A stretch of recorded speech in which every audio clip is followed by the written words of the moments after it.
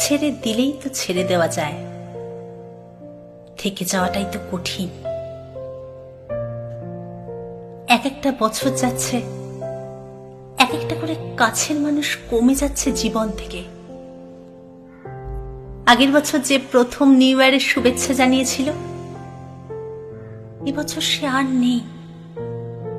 কেউ বা নিজের ইচ্ছে সরে গেছে লক্ষ যোজন দূরে, কেউ যেতে বাধ্য হয়েছে অনিচ্ছা সত্ত্বেও, জীবন বাধ্য করেছে তাকে। স্বামী, সন্তান, সাজানো গোছানো ফ্ল্যাট, আলমারি ভর্তি sari, skirt, kurti, matching jewellery, নিজের হাতে কেনা জলের বোতল, টিফিন বক্স, রান্নাঘরের গ্যাস ওভেন মোছা নেতা, ঘরের জানলায় রাখা যত্নে বড় করা অ্যালোভেরা গাছ, সব ছেড়ে চলে যেতে।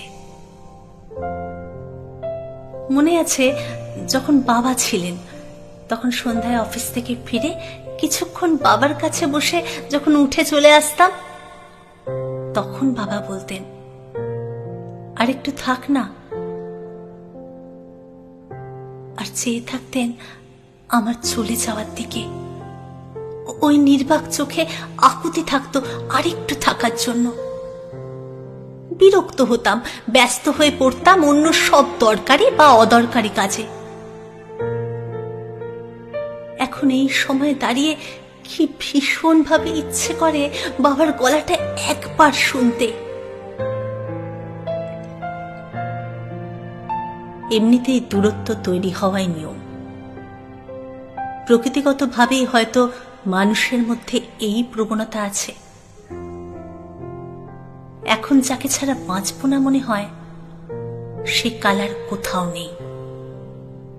যে বন্ধুদের সঙ্গে প্রতিদিন দেখা না করলে, আড্ডা না দিলে ভাত হজম হতো না, এখন তাদের অনেকের সঙ্গে দেখাই হয় না বছরের পর বছর। নিজের আত্মজের সঙ্গেও দূরত্ব তৈরি হয়। যে স্কুল থেকে বেরিয়ে গল গল করে যাবতীয় কথা উগরে দিত, এখন তার বয়সোচিত গাম্ভীর্য। সে শিখে গেছে সব কথা বাবা মাকেও বলতে নেই।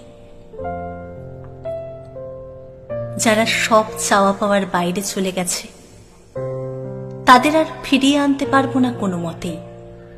কিন্তু যারা আছেন, যারা প্রিয় ছিল, সামান্য কিছু ভুল বোঝাবুঝিতে সরে গেছে, আমরাও আর তাদের ফিরিয়ে আনার চেষ্টা করিনি।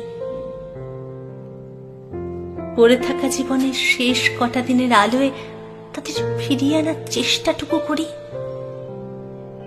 মৃত্যু কখন এসে বলবে, চলো সময় শেষ, তখন আর কোনো ভুল বোঝাবুঝি মেটানোর বা প্রিয় কণ্ঠস্বর শোনার অবকাশ থাকবে না। যে কদিন আছে গল্পে, ভালোবাসায়, উদারতায়, সহানুভূতিতে, দল পেতে ভ্রমণে, ভালো থাকবেন সকলে, সকলকে নিয়ে। ছেড়ে দিলেই তো ছেড়ে দেওয়া যায়, থেকে যাওয়াটাই তো কঠিন।